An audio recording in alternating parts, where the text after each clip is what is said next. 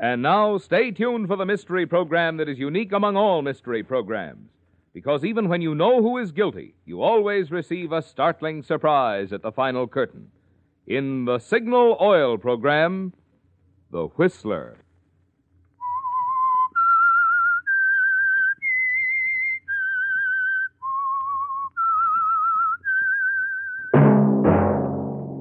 Signal, the famous Go Farther gasoline, invite you to sit back and enjoy another strange story by The Whistler.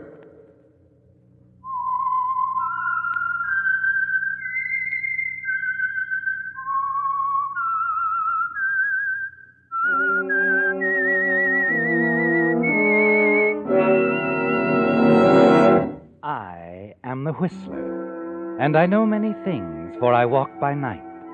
I know many strange tales hidden in the hearts of men and women who have stepped into the shadows. Yes, I know the nameless terrors of which they dare not speak. And now for the Signal Oil Company, The Whistler's strange story, A Helping Hand.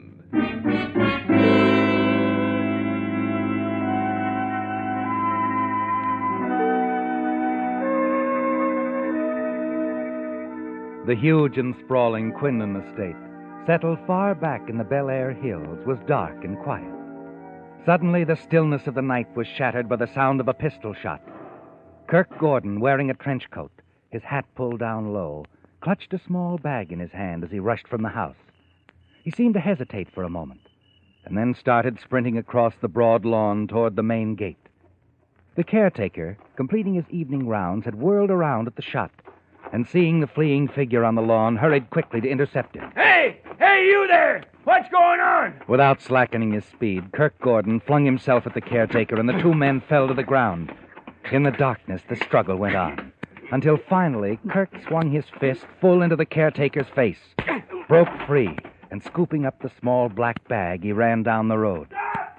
Stop or I shoot!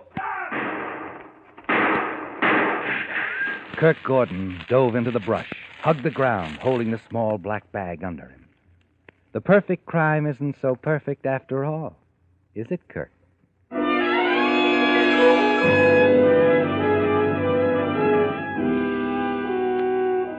No, Kirk. It isn't going according to your plan at all, is it? You know the caretaker didn't recognize you, but it's too late to undo the clumsy way you've handled a job that was going to be so simple, so foolproof. You make your way to your car, drive along the driveway to a small bridge on the estate, and hide the bag under one of the supports. Drive into the village, spend a suitable amount of time, and then drive back to the Quinlan estate. What is it, officer? Who are you? Me? Why, What are you doing here? I live on the Quinlan estate. I work for old man, Mr. Quinlan. I see. Oh, what's the idea of the roadblock? There's been a robbery and murder. What? Someone rifled Quinlan's safe, then killed him. Killed it? Good Lord. Well, when did this happen? A little over an hour ago. Caretaker at the estate called us right after it happened. I don't think the killer will get away. Got a fast start on him. You mean you think he's still in the area? There's a good chance he is. Oh, I see. Okay. You can go up now, Mr. Gordon. Kirk Gordon.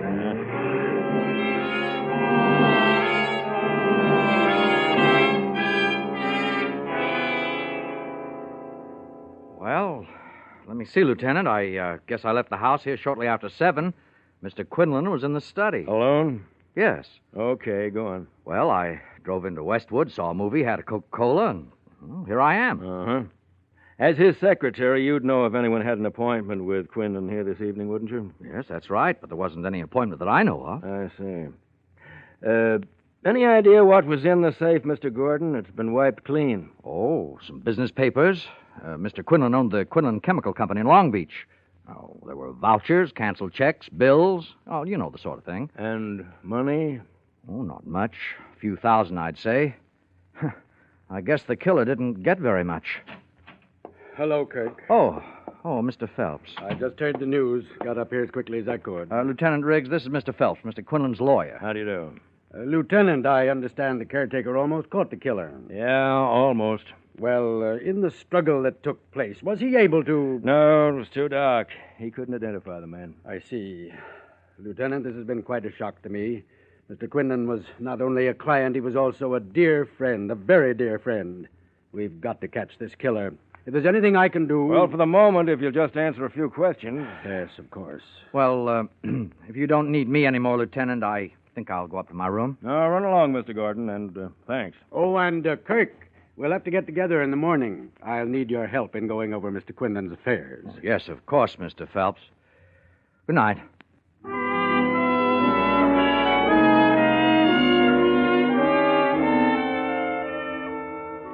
Upstairs in your room, you slump wearily into a chair. Then slowly remove the glove from your right hand. Stare at the bruised, swollen knuckles.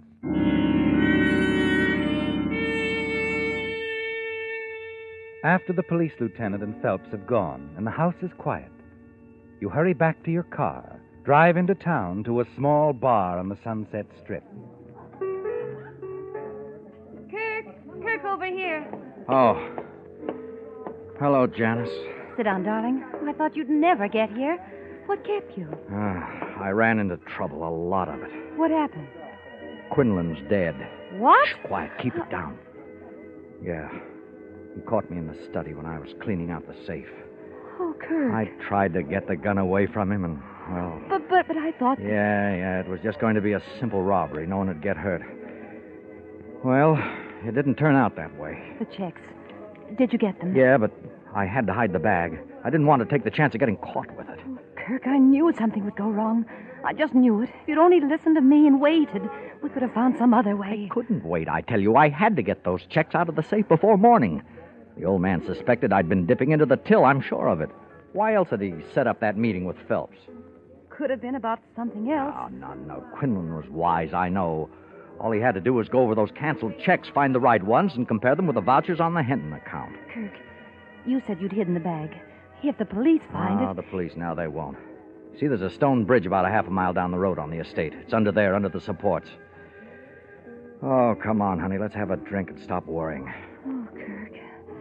Kirk, darling, if anything happened to you... Oh, nothing's going to happen to me, sweetheart. No, sir, not a thing.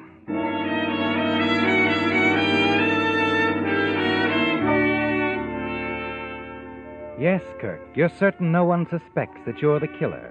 And your confidence grows, doesn't it? Until the following morning when Phelps arrives at the estate.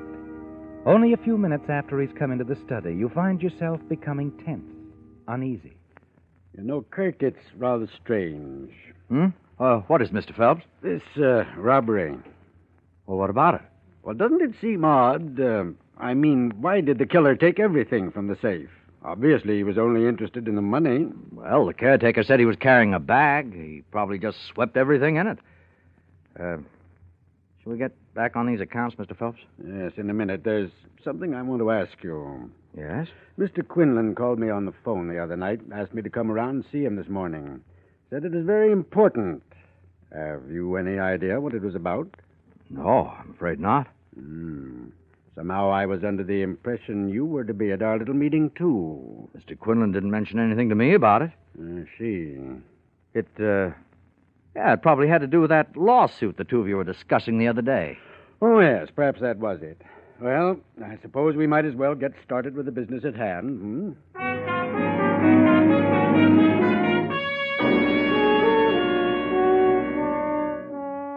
You find it difficult to concentrate on the work before you, don't you, Kirk? Because a thought keeps boring into your mind.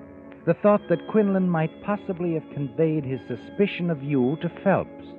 And you wonder how much he knows. The fear and the panic is back now, grows as the day wears on. And then, finally, in the late afternoon... Well, I guess we can close up shop for the day, Kirk. We'll meet in the morning again. Let's make it at my office, All right, Mr. Phelps. Oh, Kirk, I couldn't help noticing several times during the day. What's happened to your hand? My hand? Oh, that. Oh, it's just bunged up a little. Let me see. Looks like you've been in a brawl somewhere. I'm sorry. I didn't mean to touch it. Pretty badly bruised, isn't it? Silly thing. I stumbled and fell. It'll be okay in a day or so. I hope so. You'll have quite a little writing to do. Oh, it's not as bad as it looks. I hope not. The quicker we can get through with all this, the better. Don't worry about me, Mr. Phelps. I won't slow things down. I'll handle everything I have to.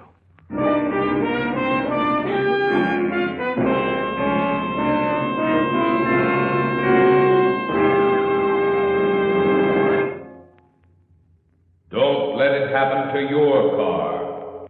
Don't let unnecessary engine wear rob your car of its pep and power and cause you to need an expensive motor overhaul. Don't let it happen to your car.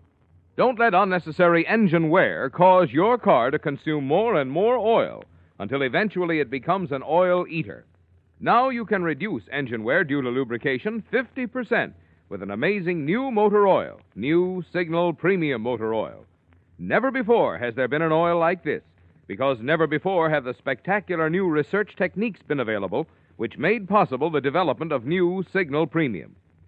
Here is an oil scientifically engineered to reduce engine wear under all driving speeds, temperatures, and conditions, including city traffic driving, which causes 3 times as much wear as highway driving. Result? Your car should keep its like-new pep and power twice as long. Also, if your car isn't already an oil eater, you should continue to enjoy low oil consumption twice as long. 2 good reasons to change your oil now at a Signal service station. And use only Signal Premium, the new heavy-duty type oil that reduces engine wear due to lubrication 50%.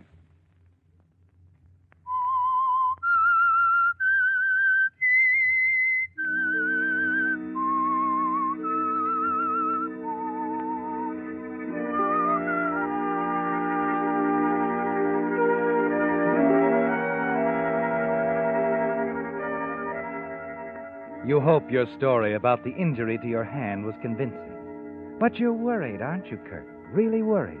Not sure of Mr. Phelps at all. Not certain that he suspects you staged the robbery at the Quinlan estate to destroy evidence that you were embezzling from your employer, and that you killed him. A moment after Phelps has left the study, you stand at the window and watch him walk out to his car.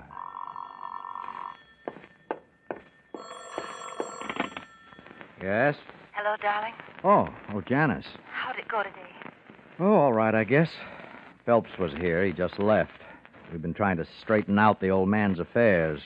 Will I see you tonight? Sure. I'll be at your place around 7 or so. All right, darling. Oh, and I'll have that little item we were discussing last night. You're bringing it to me? Yeah, I think I'd better. Sorry to disturb you, Kirk. Almost went off without my briefcase. Oh, there it is, Mr. Phelps, on the desk. Oh, yes. Thank you. See you in the morning, Kirk. Yes. Kirk, who was that? That was Phelps. Forgot his briefcase. Do you think he suspected anything? No, I don't think so.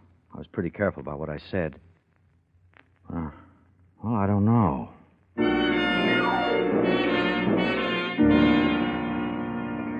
Your plans are suddenly changed, aren't they, Kirk? Yes.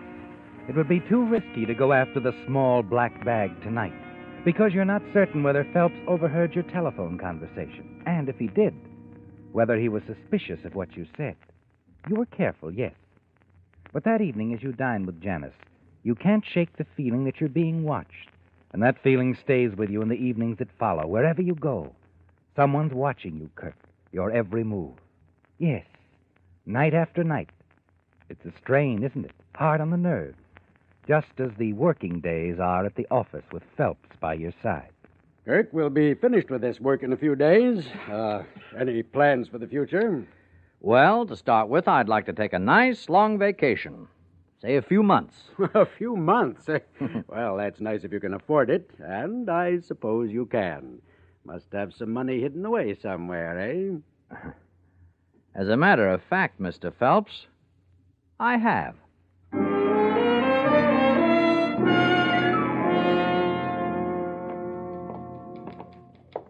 Oh, Ella. Yes, Mr. Phelps? Mr. Gordon and I are going out to lunch now. Be back around 1 or so. Yes, sir. By the way, Ella, I wish you'd talk to Mr. Gordon. Tell him about our happy little family here at the office. That I'm not such a slave driver. Or am I? Of course not. I've been trying to get him to come to work for us, Ella, but he's turned me down. Well, then I'd better warn you, Mr. Gordon. Oh, really, Ella? My boss is a very persistent man. He always gets what he goes after.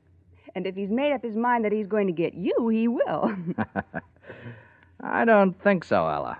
I wouldn't be too sure of that if I were you, Kirk.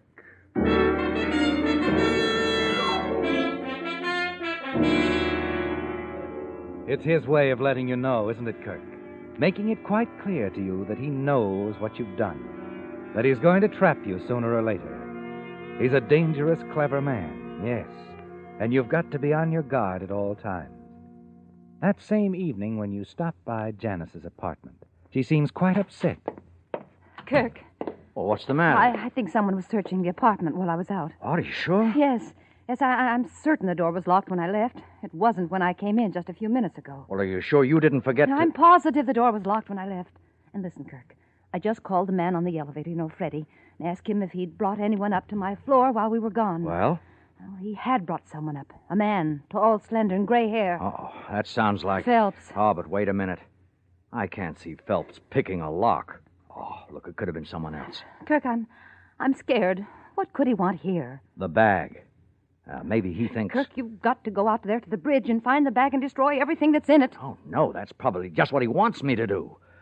Look, I'm positive he's been watching me like a hawk the past few days. Everywhere I go, every move I make, he's always around.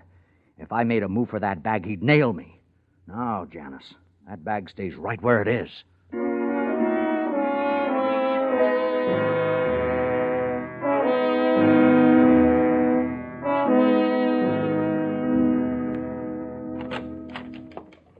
Morning, Mr. Gordon. Morning, Ella. Mr. Phelps in his office? No, but I'm expecting him back soon. Why don't you go on in? Thanks, I think I will.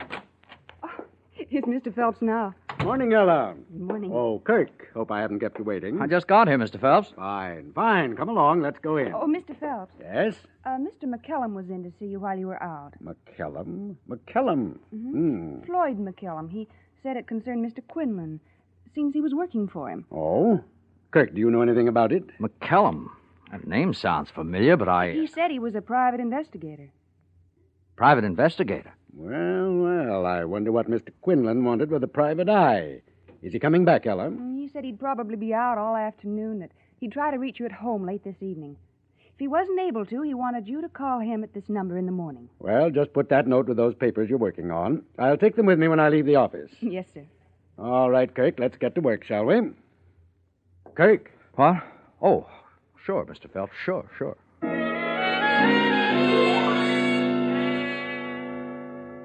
You remember McKellum, don't you, Kirk? The short, heavy-set man who came around to the estate several times during the last month. Talked in private with Quinlan. But you didn't know then that he was a private investigator, did you? And now you wonder why he was hired, if it had anything to do with you, and why he seemed so anxious to talk to Phelps. You hurry to Janice's apartment.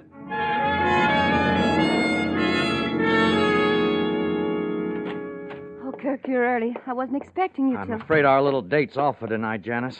I'm going to be busy. Oh? Yeah. Now, I've got something else to worry about besides Phelps, a guy named Floyd McKellum. Who's he? Private eye old man Quinlan hired. I found out about it this morning. Private eye? Oh, Kirk, do you think... I don't know what to think. This thing's driving me crazy. Everything's gone wrong. First it was Quinlan showing up at the wrong time, then the caretaker, then Phelps. And now it's this guy McKellum. Kirk, you've got to get that bag somehow. You've got to get it. Destroy all the evidence against you. Oh, I'd like to, but I can't go after that bag. You know that. Phelps would follow me, just like he's followed me everywhere else. Well, then what are you going to do? Well, I'm not going to quit. I'm going to find this McKellum. But that isn't going to be easy. I've been trying to track him down all afternoon. He isn't even in the phone book. Well, isn't there some other way? Sure, if I could find that phone number he left with Phelps' secretary. Hey, wait a minute. Huh? Wait a minute. I just got an idea. Kirk, where are you going? I think I know how I can find our Mr. McKellum. Yeah, when I do, I'm going to see just what's on his mind.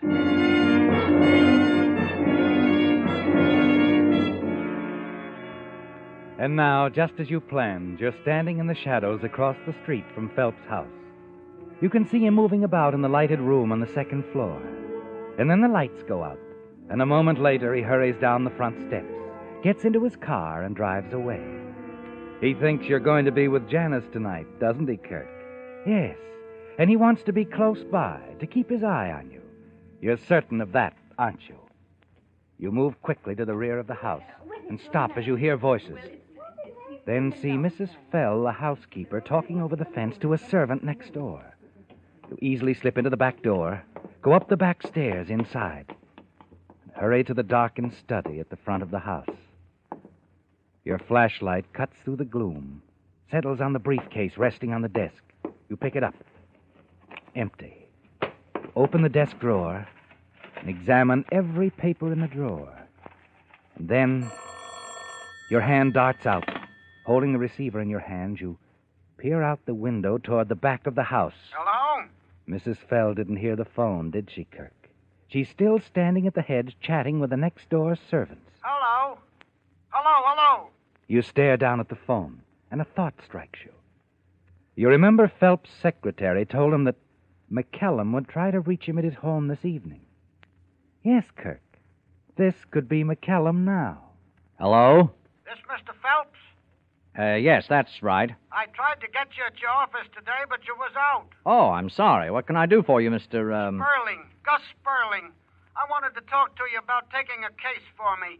You see, my wife's giving me alimony. Hey, look, I'm busy now. Tell me about it some other time, will you? Oh, sure. Sorry if I disturbed you, Mr. It's a disappointment, isn't it, Kirk? You turn back to the desk, start sorting through the papers in the top drawer again. And then something catches your eye.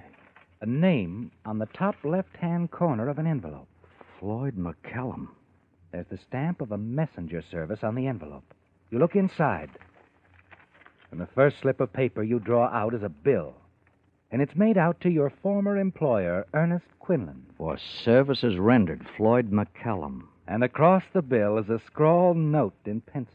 Had to go out of town for a few days. Will contact on return. Enclosed report will explain.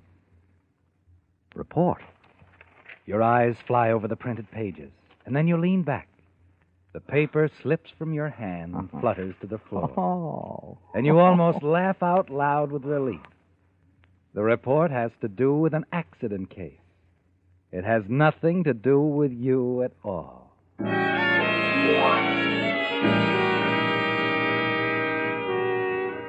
You carefully replace everything in the desk, then slip out of the house unnoticed and drive back toward Janice's apartment.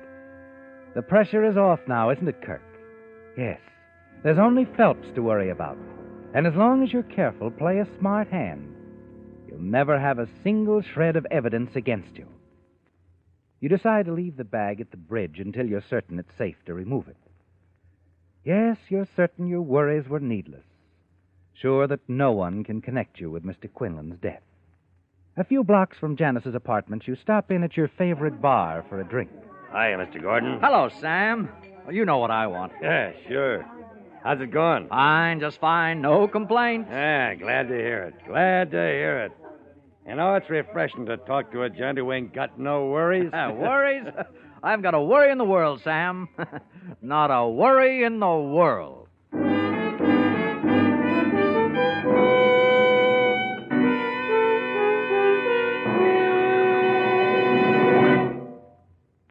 Don't let it happen to your car. Don't let carbon gum and varnish clog up your engine's oil rings and cause hydraulic valve lifters to stick. New Signal Premium Motor Oil, by controlling and reducing these harmful engine deposits, keeps oil rings clean and free, prevents sticking of hydraulic valve lifters. Don't let it happen to your car. Don't let internal corrosion of your engine cause unnecessary repair bills. New Signal Premium Motor Oil stops acid corrosion and rust. Yet all this added protection of this superior quality heavy-duty type motor oil is yours to enjoy at no increase in price at Signal service stations.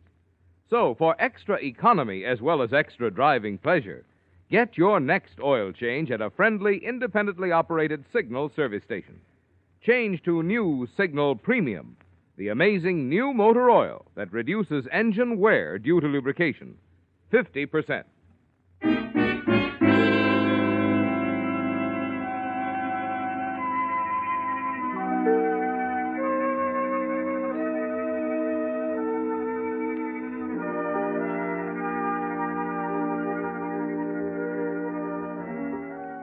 You're certain you're in the clear now, aren't you, Kirk? Yes. Even though you know that Phelps suspects you of killing Quinlan, he has no proof. And as long as the small leather bag remains hidden, you're safe. There's a smile on your lips as you hurry back to Janice's apartment. The tide has turned once again, hasn't it, Kirk? In your favor now. And the future looks bright. Oh, Kirk, come in. Hello, sweetheart. Well, you can relax now. We don't have a thing to worry about. McCallum's no problem at all. Oh, that's wonderful news, darling. When I have wonderful news for you, too. Huh? Just you sit right there a moment. I don't mind if I do. Now, what's this wonderful news of yours? Remember, darling, you told me you wouldn't have a thing to worry about if you had the bag? Well, sure I remember, but... Well, you have the bag now, Kirk. The bag. Janice. Well, I went out to the bridge an hour ago and picked it up. Janice, you shouldn't have done that. I told you. You told me if you had the bag, you'd have nothing more to worry about. I know, but... Well, don't worry then. Phelps didn't follow me. How do you know he didn't? Well, before I left, I made certain he wasn't outside the apartment here watching me. I had Fred, the elevator operator, call Phelps at home. Oh, no. Phelps answered the phone. Oh, no. Fred gave him some story about having alimony trouble. Oh. Wanting Phelps to, handle the case. I told Fred it was just a gag. Janice, it wasn't Phelps who answered that call. He wasn't there. I answered that phone. You? Yes, me. Kirk, why did you do it? Why did you answer Phelps' phone? I thought it might be McCallum. If you hadn't done that, you'd have the bag, be in the clear. Now we don't know whether I was followed or not. No, we don't. Hand me that bag. I've got to get out of here. I've got to get rid of this before... Hello, Kirk. Oh. Phelps. You know Lieutenant Riggs, of course. We'd like to come in for a moment, Kirk. I'm sure the lieutenant here is anxious to see what you have in the small handbag.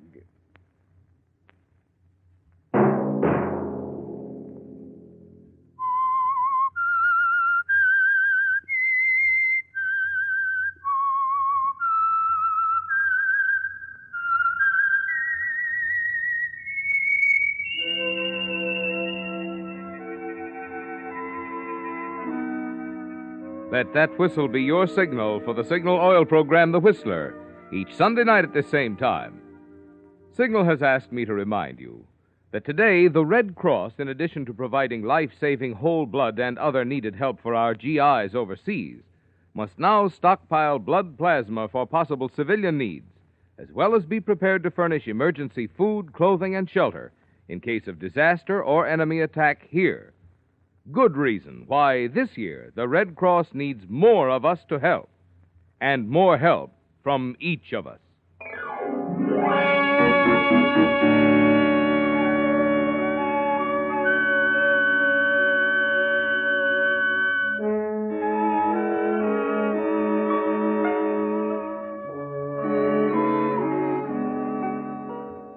Featured in tonight's story were Bill Foreman, Joseph Kearns, John Hoyt, Gigi Pearson, Alice Backus, Herb Litton, and Charles Seal.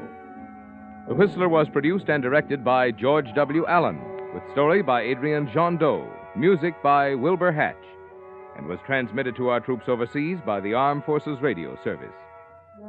The Whistler is entirely fictional, and all characters portrayed on The Whistler are also fictional. Any similarity of names or resemblance to persons, living or dead, is purely coincidental. Remember at this same time next Sunday, another strange tale by The Whistler. Marvin Miller speaking for the Signal Oil Company. Stay tuned now for Our Miss Brooks, starring Eve Arden, which follows immediately over most of these stations. This is CBS, the Columbia Broadcasting System.